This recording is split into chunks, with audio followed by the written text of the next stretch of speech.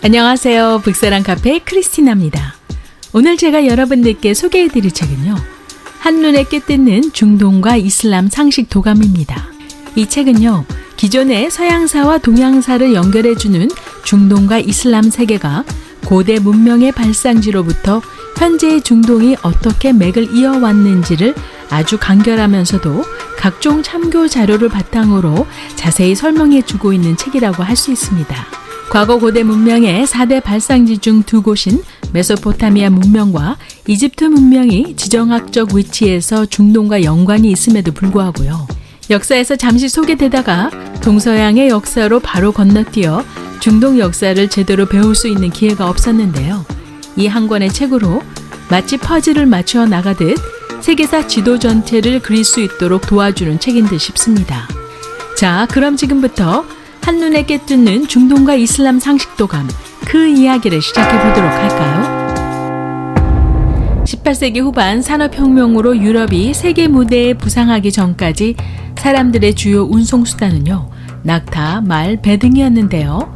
4대 문명이 탄생한 이래 펼쳐지는 유라시아 역사에서 중국, 인도, 유럽을 제외한 거대한 공간을 이슬람 세계가 차지하고 있습니다. 특별히 늘 지리적으로 중국의 영향을 받아오며 이슬람 문화와 접할 일이 없었던 우리나라로서는요, 이슬람에 대한 이미지를 떠올리는 것이 쉽지 않겠지만요, 중동 세계는 인류 문명의 출발지로 오랜 역사가 쌓여있는 곳이기도 하죠. 대항해 시대가 열리기 전 유라시아의 육지와 바다의 대교역로를 지배해왔던 사람들은 이슬람 상인이었다고 하는데요. 유목민의 군사력이 탁월한 중동에서는요, 부족, 군사력, 종파가 결합해 정치권을 형성해왔습니다. 중동이란 용어의 유래는 제2차 세계대전 이후 국제정치상의 지역 개념으로 중동이란 용어가 쓰이게 되었다고 하는데요. 서쪽의 모로코부터 동쪽의 이란, 아프가니스탄, 터키까지 포함한다고 하죠. 엄연히 말하자면 중동과 극동은 19세기 세계에 큰 영향을 끼쳤던 영국이 자기 나라를 기준으로 붙인 아시아의 명칭이라고 합니다. 영국은 식민지였던 인도의 서쪽 지역 중 유럽과 가장 가까운 오스만 제국의 지역 영역은 근동, 이란과 아프가니스탄 지역 일대를 중동이라고 했고요. 중국을 비롯한 동아시아를 국동이라고 불렀다고 하죠. 중동 지역은 사계절이 있고요, 강수량이 풍부한 대한민국과는 달리 비가 거의 오지 않는 대건조 지대이지만 문명의 시작은 물이 풍부한 지역에서 시작되었습니다. 나일강, 티그리스강, 유프라데스강 등 반사막지대에 흐르는 하천 유역은 물이 풍부해서요, 이집트 문명과 메소포타미아 문명과 같은 화려한 문명을 이룰 수 있었죠. 기후가 대건조 지역이다 보니 이란인은 무려 기원전 8세기 전부터 인공 지하수를 만들어 생활용수와 농업용수에 사용할 용천수 혹은 산 위에서 녹은 물을 끌어다 쓰기도 했습니다. 이러한 관계법은 아프리카를 비롯한 중동 전 지역으로 확산되었죠. 하지만 아나톨리아, 즉 소아시아는 반건조 지대이고요.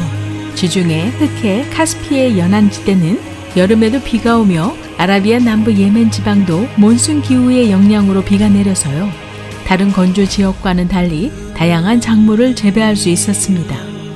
그 외의 지역은 겨울에만 극소량의 비가 내리는 사막과 황무지여서요, 유목민의 생활을 이어갔고요. 그들은 생존을 위해 필요한 곡식을 구해야 했기에요, 먼 옛날부터 교역을 통한 유목 상인들의 활발한 활동 터전이 되었죠. 다시 말하자면 건조지대에서 탄생한 유목 문화가 상업 발달을 가져오게 한 셈이었습니다. 중동에는 농업지대인 이집트와 메소포타미아 사이에 사막을 중심으로 하는 광활한 황무지와 초원이 있는데요. 아라비아 반도는 사막지대로 현재 세계에서 가장 인구 밀도가 낮은 지역이라고 하죠. 중동 사막에서는 단복 낙타를 가축으로 이용한다고 하고요, 중앙아시아에서는 쌍복 낙타를 이용한다고 합니다. 단복 낙타는 5,000년 전 문명 탄생기부터 인류와 함께 생활한 역사가 오래된 가축이라고 하는데요. 장기간 물을 먹지 않아도 이동이 가능해서 상인들이 사막의 이동수단으로 이용했다고 하죠. 3,000여 년 전 시리아 사막에서 낙타를 이용해 최초로 장사를 한 상업민족은 아람인들이라고 하고요. 시리아 다마스쿠스를 중심으로 중동을 누비며 활동했다고 합니다. 그 결과 아람어는 넓은 중동 지역 여러 곳을 통일한 페르시아 제국, 아케메네스 왕조 때 공용어로 쓰였고요. 아람 문자는 중동 문자의 뿌리가 되기도 했죠. 팔레스타인도 전통적인 헤브라이어 대신 아람어를 사용했는데요. 예수님 시대 당시도 아람어를 사용해 구약 성서 일부도 아람어로 쓰여졌다고 합니다. 하지만 7세기에 아라비아 사막에서 사막민족 아랍인이 주요 세력으로 등장해서요. 중동 지역을 정복하면서부터 아람어는 아랍어에 밀려 쇠퇴하고 말죠. 즉 상업 언어인 아람어가 종교 언어인 아랍어의 주요 언어의 자리를 내어준 셈이었죠.